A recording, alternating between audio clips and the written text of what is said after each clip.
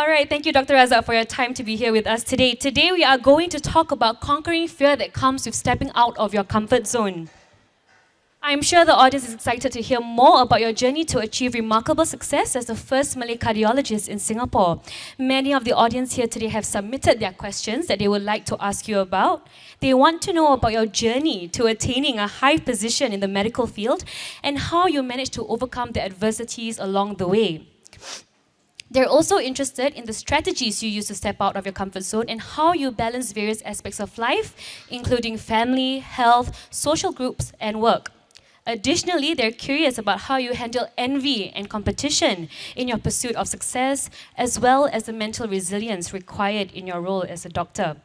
So let's begin. Sure. Carry on. All right, Dr. I try to Razak. answer as much as I can.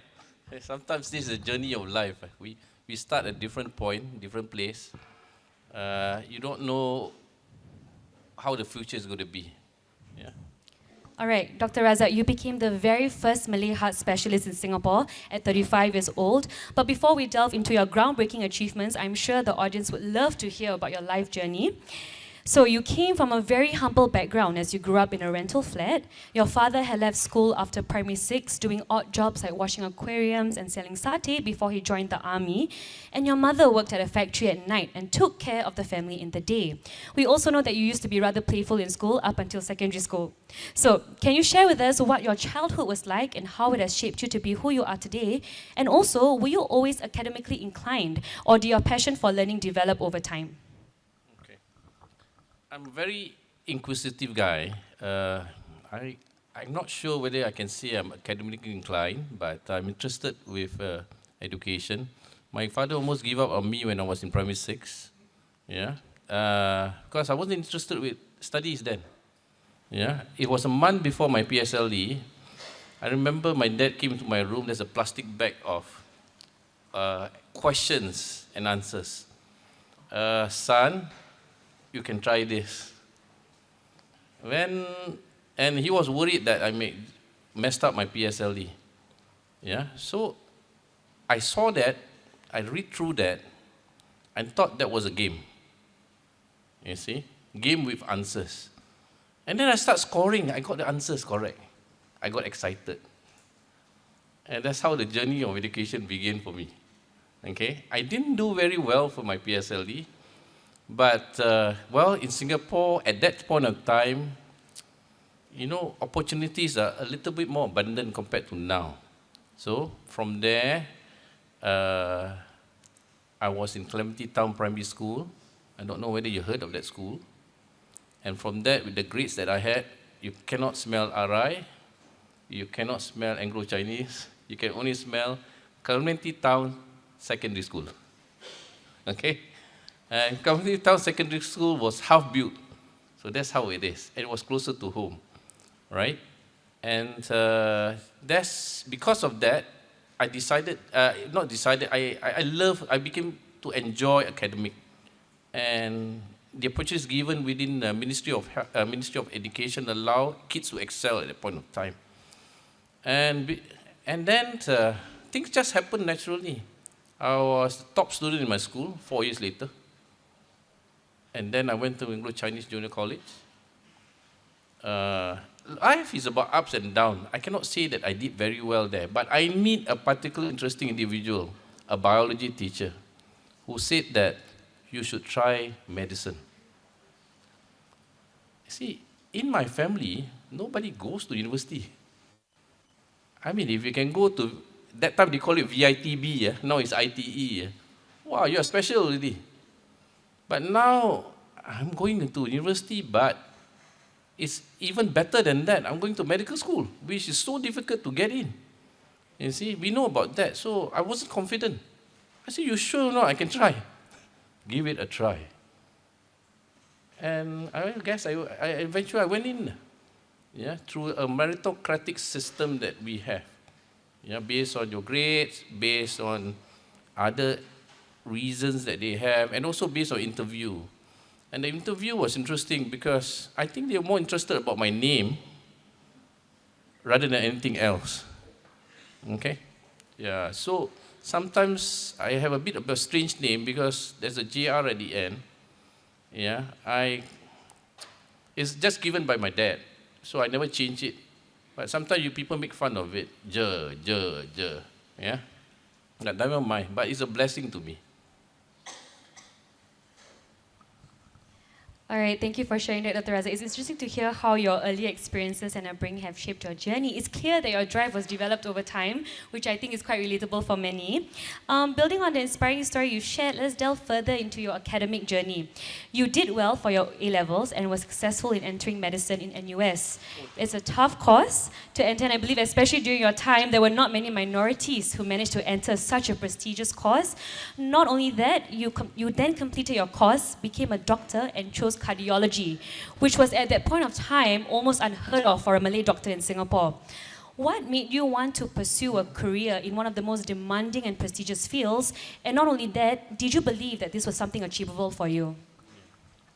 Okay, medicine is, I cannot say it is not demanding. In fact, it's extremely demanding. Okay?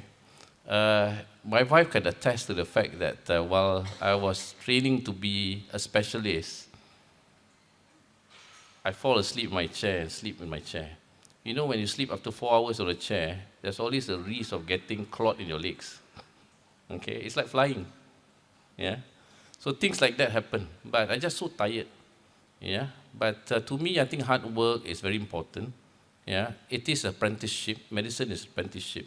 The more you do, the better you get. The more surgery you do, the better you get. That's how it is. You cannot change that. Whatever curriculum you have, you shorten that, you get a lousy doctor. Okay? And then the other thing is, we must remember as a doctor is the patients have given you trust in you to do things to them. That is to treat. Yeah? And for me, I do surgery on them. That's sacred. You better train yourself well to manage this patient. Yeah? So to start with, you have to work hard. Yeah, you have to be passionate in this. This is top priority. Everything else is moving around you, also are important. But at the end of the day, you have to focus on what you need to do. You have to really balance, and that balance is very difficult. Yeah. So just like anything, any one of you in any field is going to be like that. Yeah. You have to be special. Yeah. So that people recognize you, and that's your brand. Yeah. You are special. And what's your brand? You work hard, you're ethical, you do the right thing, and people will accept you, people remember you. I don't advertise my practice, but patients look for me. So that's how it is. But that is not something that you get overnight. It's over a long time. Yeah? And this is the same in any field that you do. Yeah? Hope I answered that part of it. Any part I didn't answer? Do you think that this was something achievable for you? Did you ever feel like any self-doubt when you took on something that nobody has ever done before? Self-doubt, no, because you see, that's the nice thing about going to medical school. You almost assured a job at the end of the day. Okay? And the government invested so much in you that they make sure that you pass the exams. Yeah, unless you really mess things up. And during my cohort, maybe 1 out of 200 who didn't make it, but the rest would have made it. Because if you don't make it, there's one less doctor to work or practice and help Singaporean. So it's important for them that everybody make it. Yeah. Did you feel that at any point you felt like there was luck involved in your success in your academic journey? Okay. You can be good, but you don't meet right person, right place, right time. Sometimes things don't happen for you. That's life. Okay? That's reality. I'm just a little bit more fortunate. I met nice people. As I said, Mrs. Yeo was in A-level. There's other fellas along the way that helps me and shape my future. Yeah, I'm thankful to them because it makes my path a little easier. There are people who unfortunately do not get such opportunity. It's tougher, and some don't make it. That's life. That's life. You have to accept it. But putting that aside, you do have to create yourself. Who are you? You go to a job interview, people ask you, what can you bring to the table? You see, I want to know. You see, if you don't have much of something special that they see within the next few minutes, I don't think you'll get the job, you see. Yeah, so that skill set, you have to ask yourself, look into the mirror and say, what am I good at? You see, what is it about me? And everybody is special. Everyone is good at something. And you must know what you are good at. You see, I can't answer that for you because I know what I'm good at. And I make sure I'm good at that, and even, I would say, make it even more precision in doing those things. Yeah? In healing my patients. Yeah. All right, thank you for sharing, Dr. Razak. Your journey reflects a boldness in pursuing a path that was not widely followed at the time. All right, let's move on to our next question. As a young doctor starting out your medical career back then, I understand that the starting salary was not as high as it is now. You had to work long hours and at the same time provide for your family. You also mentioned before that your wife earned more than you at the time that you first started. So the pressure to succeed is there, and I am also sure it is more so in the competitive medical industry. So as a minority, did you find yourself having to hustle and prove yourself more than your peers to achieve your goals?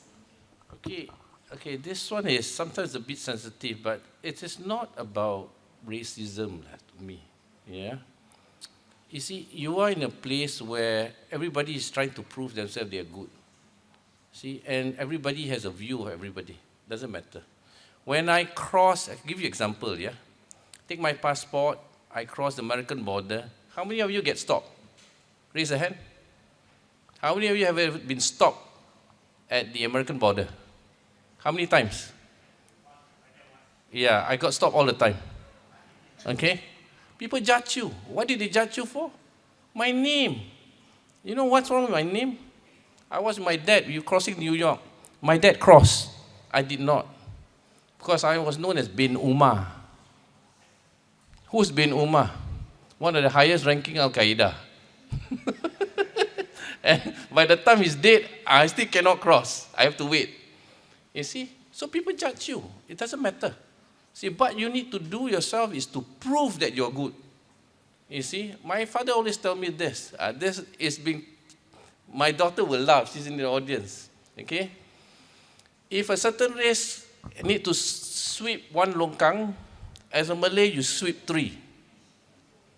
Is it racism? No. It's just telling you to do hard work to prove yourself to be special. You see, in his view is different. But in my life, when I'm going through, it's different. And I apply that. I work the hardest. Yeah. I always go home the latest at that point of time. Because I do a lot of work to show that I am special. And they see me beyond my skin. You see? Sometimes friends of mine talk to me, I didn't know you are Malay. Am I proud of that? Of course I'm not. I'm Malay. You see? There's nothing wrong with that. You see? So, but as I said, it is about the quality that you exhibit to others around you. And therefore, that will help to bridge this gap that people will eventually look at the race, your own race to be different. Oh, this is different. The Malay that was defined 100 years ago, laid back, lazy, will change. And I'm sure within this group of people right here who are young, enthusiastic, lots of energy, you're going to prove that to be different. Not to prove to them, but to prove yourself. We are not what is being written 100 years ago or 200 years ago. Okay? Speaking of sweeping 3 longkangs, how did you build credibility as a Malay doctor to collect patients as well as among your peers? How did you build trust? It's interesting, someone asked me, I'm sure, Razak, you will do well. Because you speak Malay, you have a lot of Malay, Muslim and Indon patients because you speak the language. Let me tell you, 20% of my patients are Malay Muslim. 80% are others, predominantly Chinese. Sometimes it's communicating like chicken and duck. But they still come and see me. And they are still being managed by me. Why is that so? That's why I said it's just not about racism. It's what you bring to the table. Whatever race you are, it doesn't matter. You see? For me, when I practice, I prefer someone who assists me to be fluent in speaking Mandarin because I'm not so good. As I said, 20% of my patients are Malay Muslim. So I need the others to help me. And why I didn't need that? Because I need the language is, I believe, is still a barrier, so that it reduces that barrier and allow me to treat the patients better. So I will employ somebody, it doesn't matter what race, as long as he's fluent in speaking Mandarin. You see, it makes no sense to me to get someone who speaks my same language. You see, and if that be an Indian who speaks Mandarin, which I came across, very fluent Mandarin that she can speak, I will employ her. You see, but it is not about the race, yeah? So how did you build trust and credibility then? So with that, you see, trust and credibility takes time. See, first, you must be able to speak to them. And at the end, not only speak to them, speak to the heart. See, once you're able to speak to the heart, they create trust. You see, and with trust, given time, they believe everything that you are going to do for them. Yeah? But at the same time, the trust is sacred, so you cannot at any point of time break this trust. Yeah? So you must also behave yourself in a manner which is ethical in the managing of this patient. Yeah. All right, so it's clear that hard work and remaining true to your intent is what helped you to achieve your success, right? All right, now, Dr. Razak, it is safe to say that you are a trailblazer in the community as you have had many accomplishments under your belt, including being the first Malay to become a Malay heart specialist. In 2005, you were awarded the Higher Medical Development Plan Award to the Cardiology Fellowship in University of Toronto, Toronto General Hospital, University Health Network. You were also conferred as a Fellow of the Academy of Medicine Singapore in 2005 and the American College of Cardiology in 2006. In 2013, you were named the Brita Harian Achiever of the Year in recognition of your professional achievements and contributions to the community. I'm not done, yeah? You are also the first Malay Muslim recipient of the prestigious Singapore Medical Association Merit Award in 2024. So, Dr. Razak, your impressive list of accomplishments speaks volumes about your dedication and success. As a pioneer, if I may say so myself, in your field, you've taken on roles and achieved milestones that many would find daunting. Given the trailblazing nature of your career and the fact that you've often been a pioneer in uncharted territory, it's natural to wonder about the challenges that you faced. So, does it ever get lonely navigating such a demanding industry and forging a path that no direct mentor you can even reference from? I think that boils back to our character. I'm not someone who likes to be alone, okay? And whatever it is, I will try to engage others around me. Yeah, I'm more a team-based. I believe in that, yeah, because I don't think I can do things alone, all right? And I think as a team, you achieve things better. Your output or productivity is so much better, okay?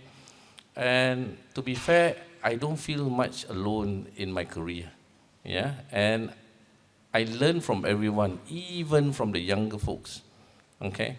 I'm heartened when I teach. You see, I see young people like that. Their age seems to stagnate when I teach them, but I'm getting older. But I feel young at heart because I see this exuberant among the nature of them, and then the lots of energy, and of course the idealism that they have, which I had previously, but with time I get a bit wiser. I'm more practical right now, okay? Yeah.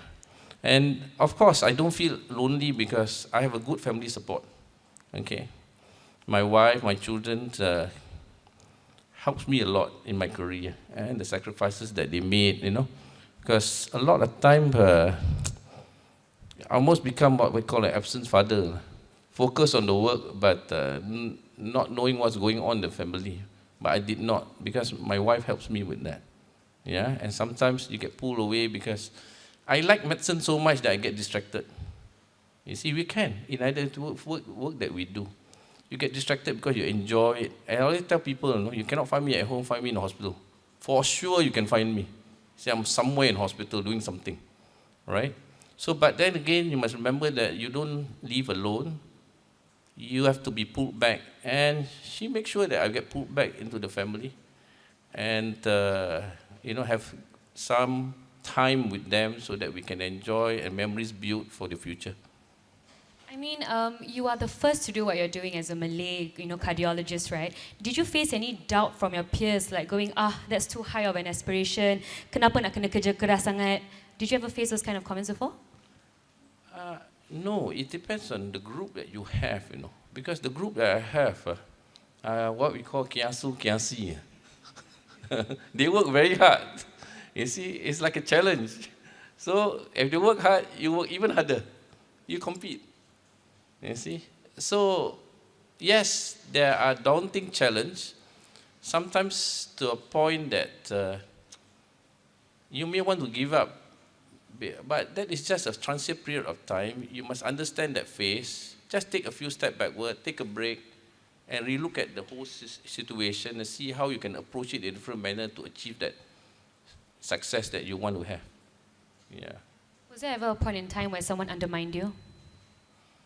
No, I've been a bit fortunate because people around me, my bosses, wants me to succeed.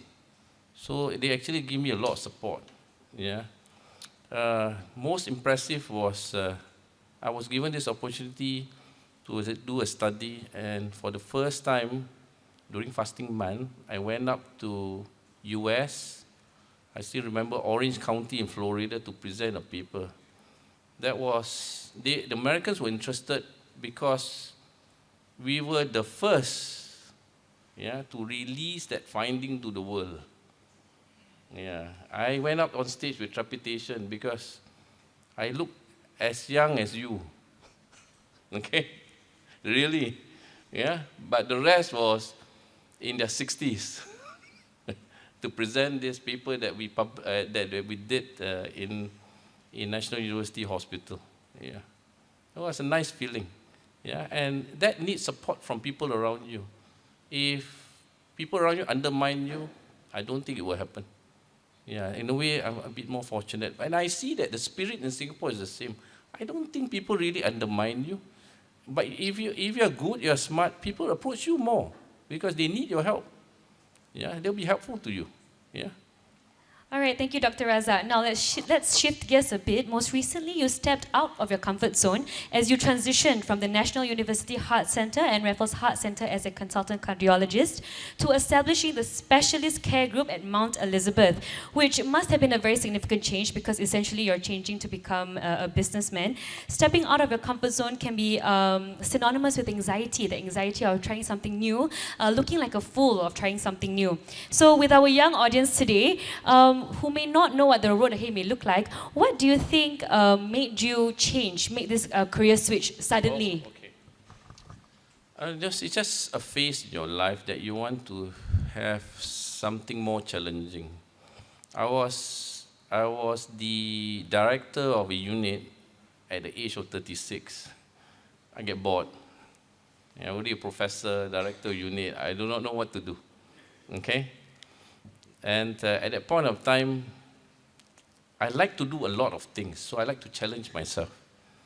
And eventually I step out of that comfort zone and then do something which is different. In the hospitals, in the government Razakjr hospitals, if you think about it, when you go to hospitals, you are assigned a doctor. Okay? When you're assigned a doctor, what do? You hope that doctor is good, but you're also checking out the doctor. Is he good? Is he good? Is he good? Okay, that's the difference. Whereas I'm in private, the patients are not assigned to me. They look for me. So you must have a certain separation or standing so that people look for you. That can be challenging because inside you have a salary. All of us have bills to pay. And that's important when you have when you have a family which is growing, yeah. So, if you're not confident of going out and making your own money, it can be a daunting task. And in Singapore, things are not cheap.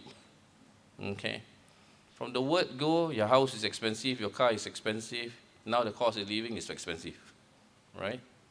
So you have to have a way in your mind of how to maneuver this.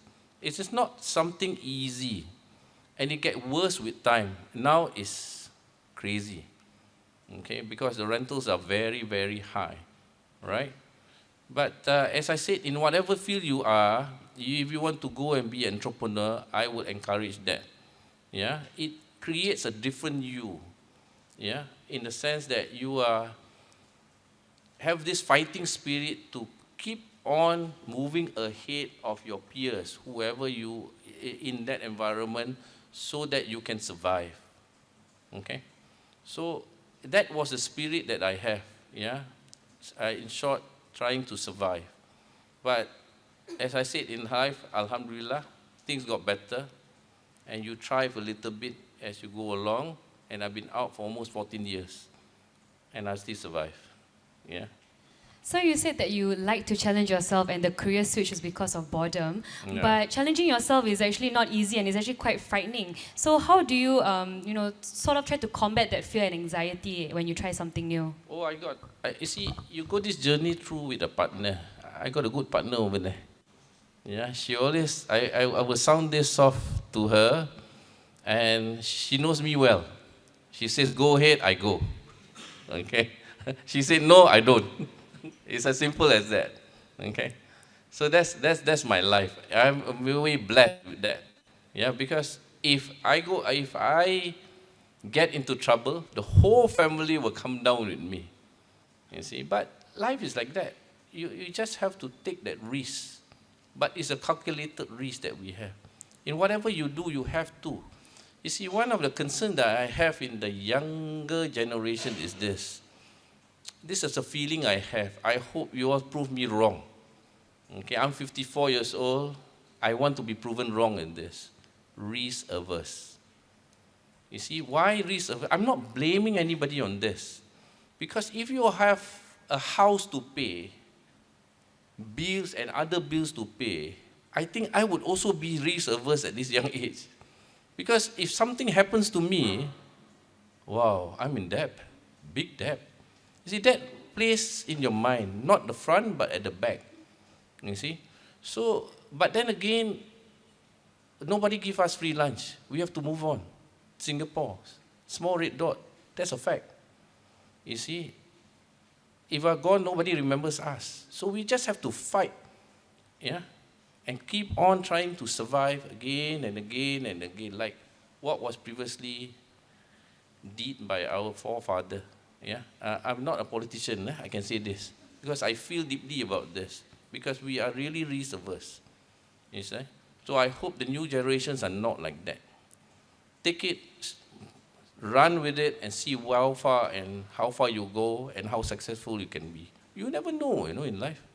And when I started off, I live in a kampong. I was born in a kampong, actually, in Tangling. Yeah.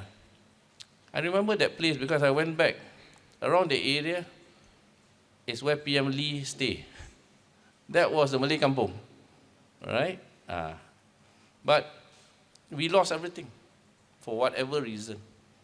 Yeah. But next generation, hopefully, will bounce back from that. Yeah. I'm not bounced back completely, but hopefully my next generation will bounce back even higher and even better. Yeah. So, be exemplary so that the rest can follow along with you. All right, as my final question is, how do you know that it's time to move on and get out of your comfort zone? Are there signals and warning signs to tell you that, oh, you're stagnating? I think each of us will feel that way in whatever field we are in. Yeah. The work that you do is getting more mundane, and you're not moving on, and this, every morning you wake up, you don't feel like going to work. I think you're ready for the next challenge. Yeah, and you should move on.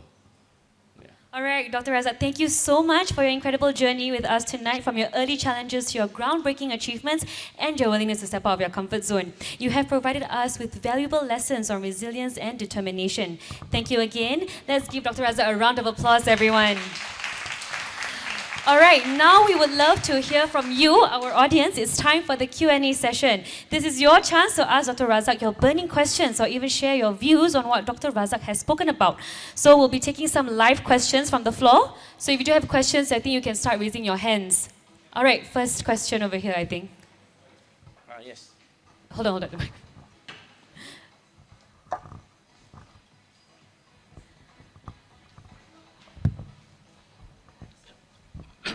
Hi, Dr. Razak. Thank you so much for sharing.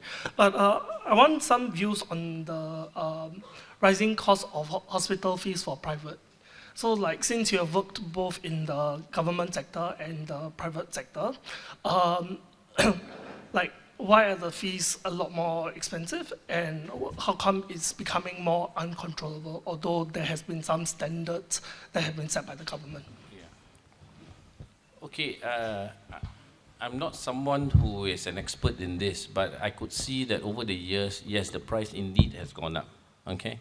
And if you look at the costs, and that has affected us because it really influenced the cost of living, yeah? And the healthcare cost, as far as the hospital is concerned, comprises of two things.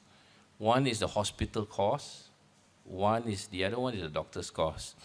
Okay, the ministry has controlled the doctor's cost, so it's not an issue. But the problem is the hospital cost, okay?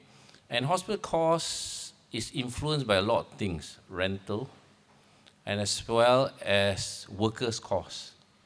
Okay, that's why sometimes when we enjoy a higher salary, there's a higher price to pay for other things. Okay, that's one part of it. And then the other thing is, I feel that whatever we buy, it costs more. Just like your English Premier League, we pay one of the highest in the world. Why? Singapore, very rich. You cannot charge small amount. Okay, I think that is the reason. But I think the government is trying to rein in on this to control it better.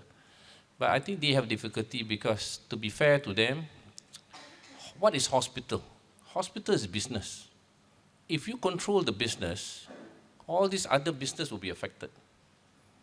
So then it doesn't make us competitive. You see? So, but there has to be a way, maybe nationalizing. I think they have a better way of doing that. Yeah. So I hope that answers that part of the question, why it is costly. Yeah. It's going to hurt us, but I think the government knows about it and is trying many, many steps to control this. Yeah. All right, the next question.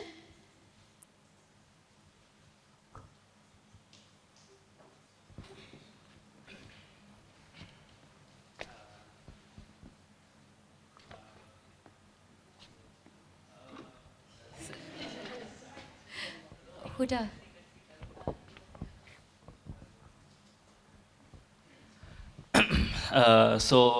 Hello, Dr. Razak. So, I have a Hello. question. In your secondary school, have you been bullied before? That's my question. Have you been, you know, people who are toxic nowadays, they are current in our generation now.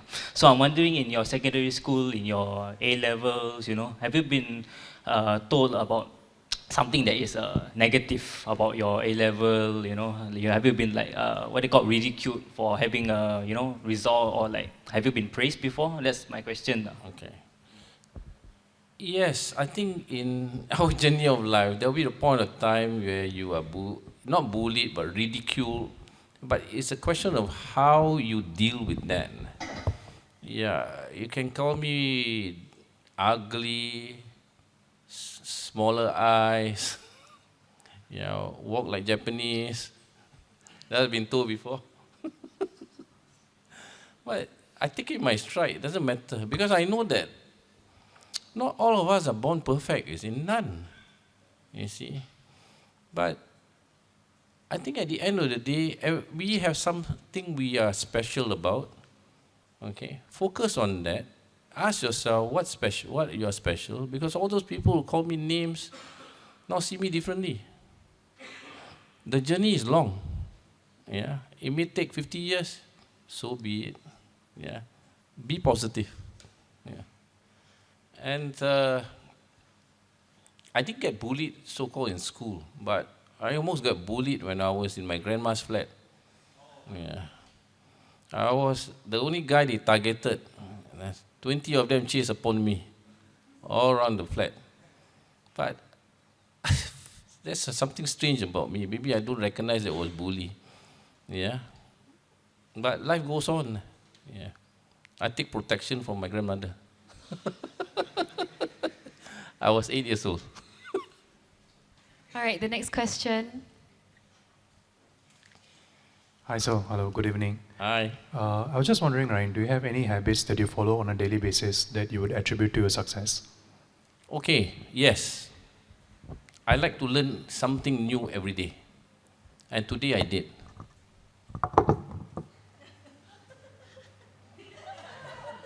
The heart shape, the Gen Z heart shape. Every day I learn new things. Yeah. I think that's a habit that I've been keeping for many years of my life. Every day I learn new things. Yeah. Do you read or what do you do?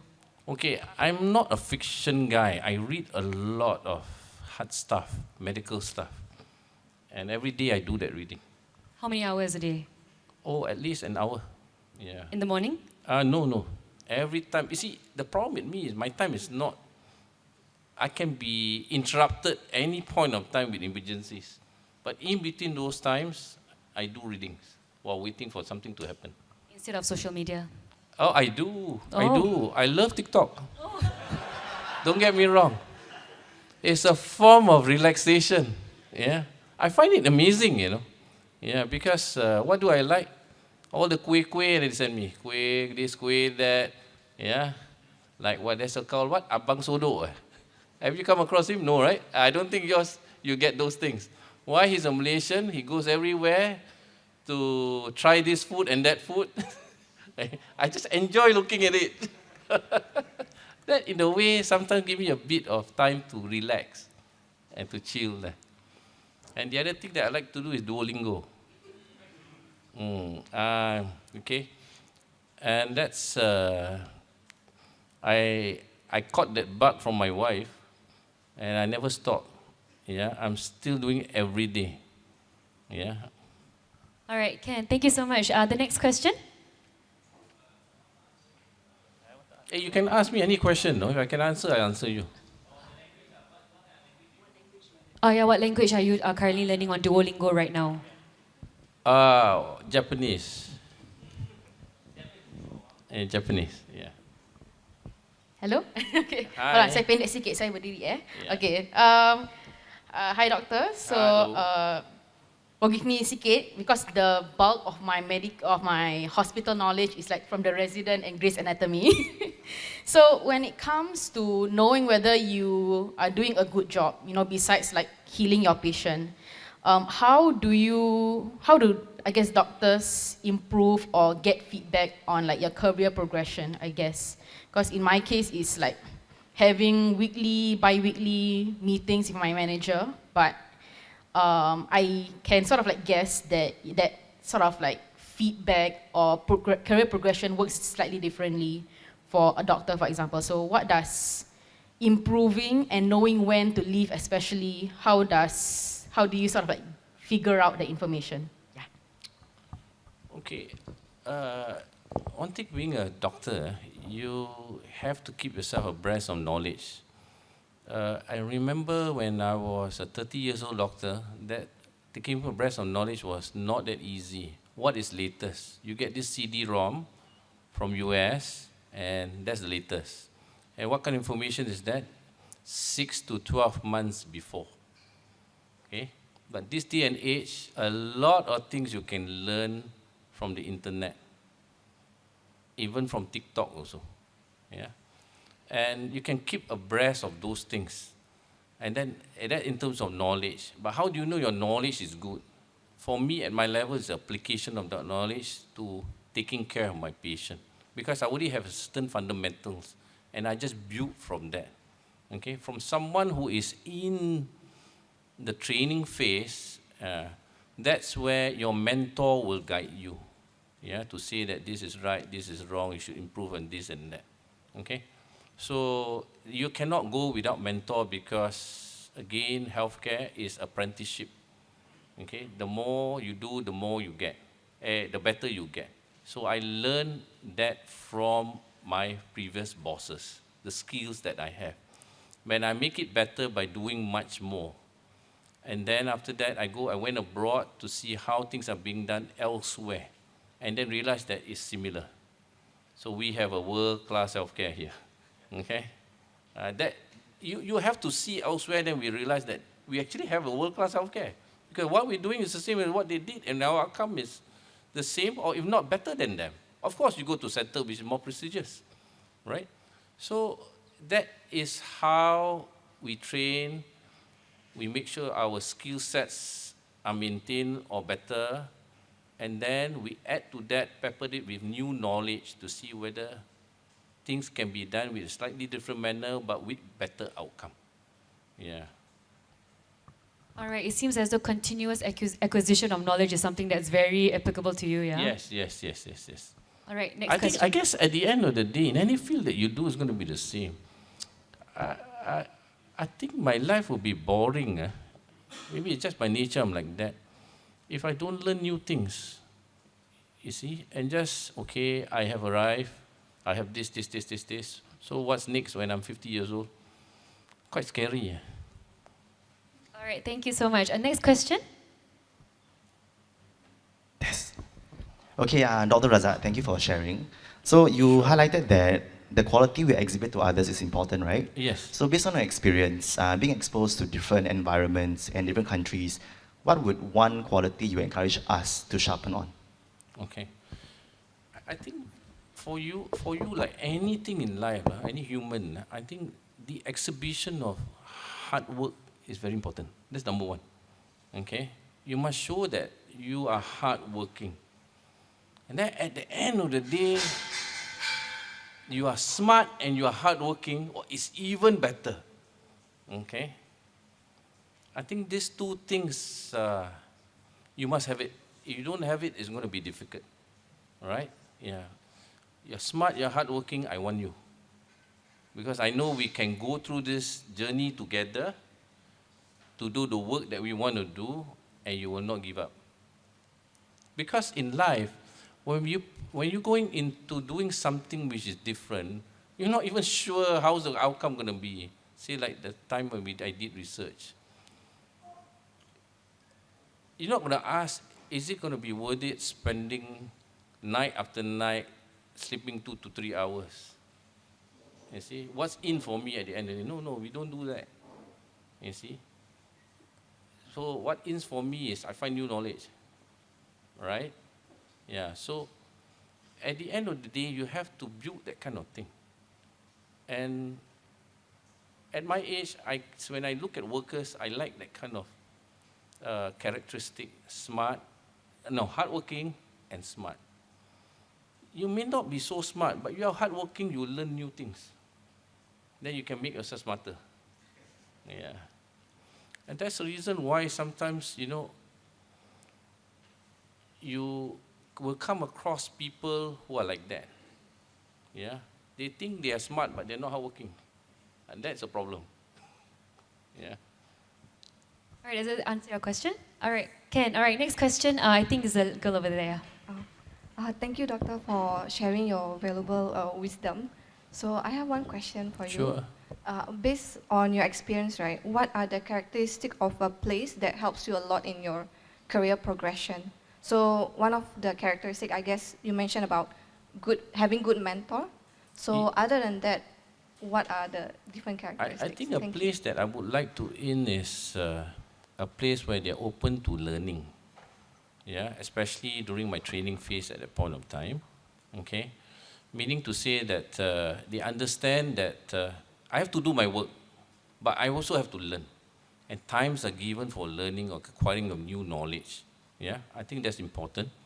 And then, of course, as you mentioned, I mentor. A good mentor, I was fortunate because I get good mentors who are willing to sit with me, who are willing to see my weaknesses, who are willing to share it bluntly. You are no good in this. Because sometimes you have a place where they say everything is good, then at the end of the year, you get a C for performance. Then you wonder where you went wrong, I think that is not right, yeah. So again, as I said, a place where they allow you to learn and have good mentorship. I think this too is important, yeah. So if you don't have good mentors and you don't have opportunity for learning, do you stick it out or do you leave? No, I think you should stay around, take it as a challenge and see what you can do. Maybe you could, show them the way that I think we need this, we need that. If that fails, you need good mentorship, you need a place that allow you to learn. If that fails, then of course, perhaps that place is not ready for you, you have to move on. All right, next question. Going on something that you mentioned earlier when you were sharing about your academic journey, you spoke about meritocracy. So just wondering your take. Do you believe there's true meritocracy in Singapore and that anybody who works hard will be able to achieve what they set out to do? And if not, how do you think we can ensure that there's actually equal opportunity for everyone as long as they actually put in the work? Okay. You see, it depends on where your starting point is. I don't come from a family which is, I don't think is that poor, but we get by day for day, and therefore the ticket out is through education. Okay, at that point of time, you must remember, I'm born in 1970. Okay, I will come to this current time. Okay, so through that education, what I will be, it all depends on what NUS is going to give it to me. I'm just thankful that they give me medicine. And I'll still be thankful if they give me something else, because as far as my family is concerned, it's already the greatest height. Okay? Now, meritocracy, I feel, should not be defined that way, just by education. There are many ways of defining this meritocracy. Yeah, and it's also very temporal. It's a period of time. At that point of time, either you do well in PSLE, I did not. I did okay in A-level. I did very well in O-level. You see, it's that journey that I had. But I'm just thankful that I wasn't judged in a tougher manner. And I managed to show that when I go into medical school, I did very well. You see? And then eventually I'm allowed to specialize, and I excel in it. Yeah? So it's temporal, and it depends, and don't get disheartened, it depends on the phase you are in. Yeah? And merit now seems to be changing, which in a way, in the spirit of current time, yeah, in the sense that it's not exactly defined by the grades that you get. But I still think merit is also still defined by the hard work that you do. And then what do you get from it? Okay. You see, sometimes as human, we like to get something out of the whole thing. That's natural. Maybe more money. But then again, we have to ask yourself, you see, that's important. But sometimes what, you don't get money, but you become a better person. You see, you take courses to make yourself better. You see, you better become a better human being. You see, and you can navigate this world a little better and make life of others much better. You see, so it depends on what's the end goal of this thing. I learn because I want to get myself, my patient better. And the happiest time is when I help to treat my patient and make them better. Because they can be the parents of a kid who's growing. And they are down, the whole family get affected. It's an extension of that thing. So when I see that they are healed or treated, they get better, the whole family get better. And that gives me good feeling. Do I get $1 million for that? No, I just get good happiness. And I'm able to sleep well at night, knowing that today I've done a good job. All right, thank you, Dr. Razak. I think we can have two last questions.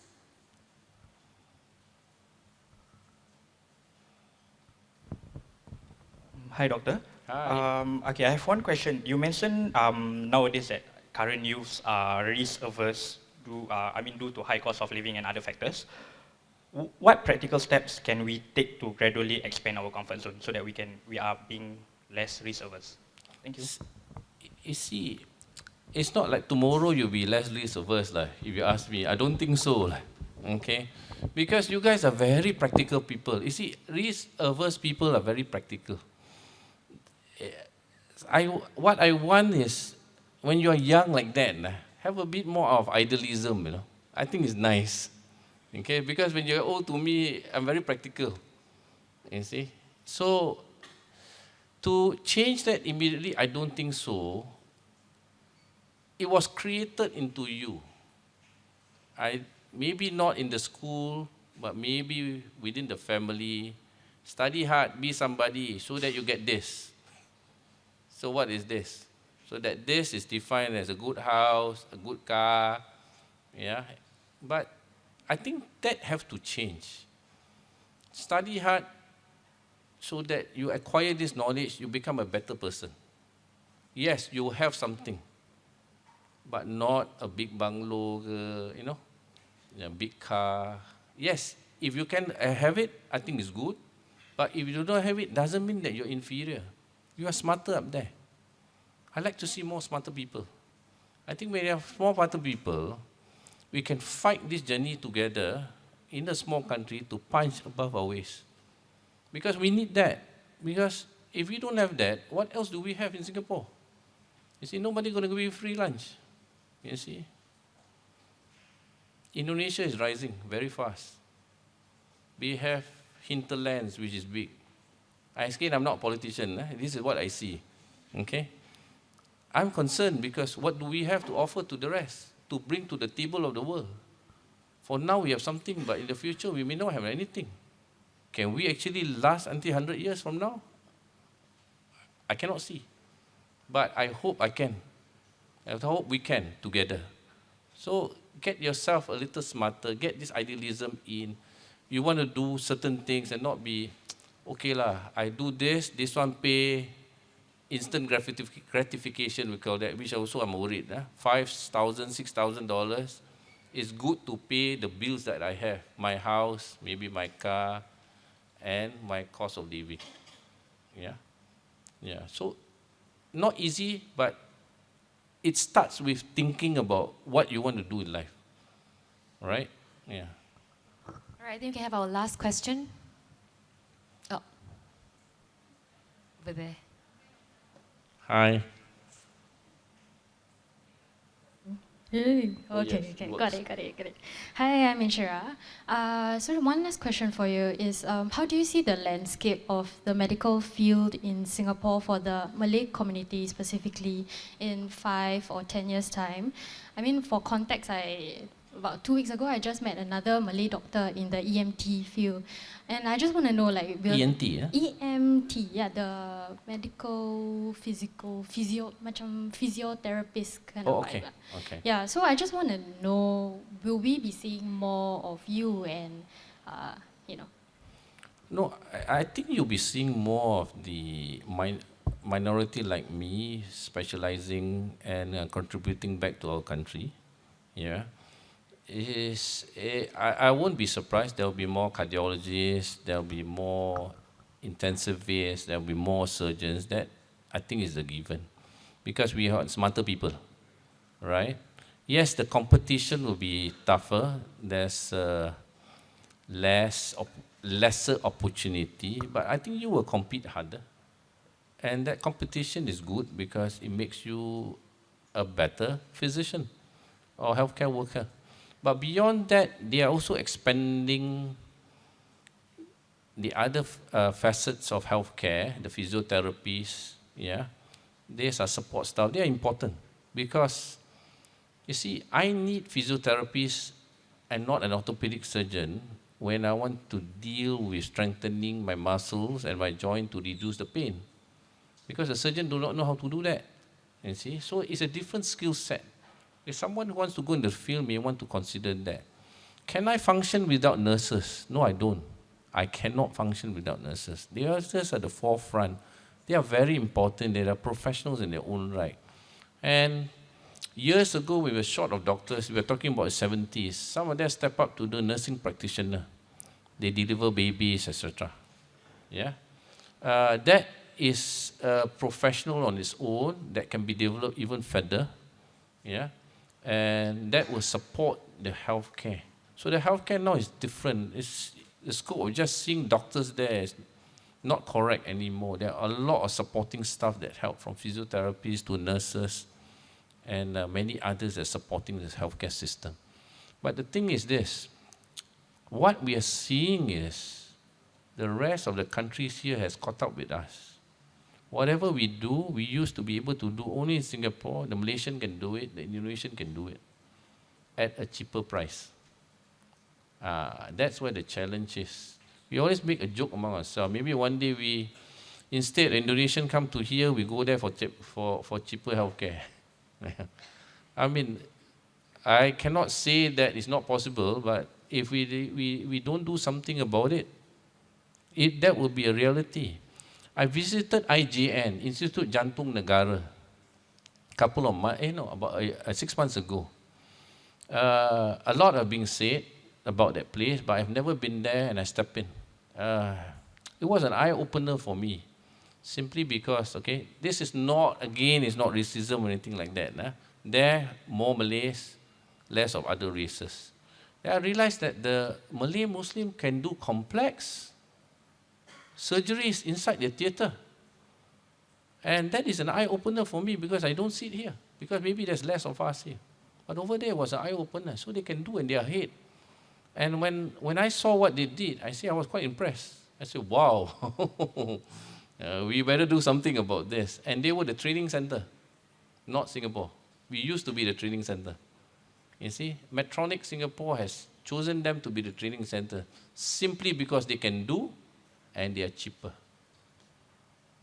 We can do, we are expensive.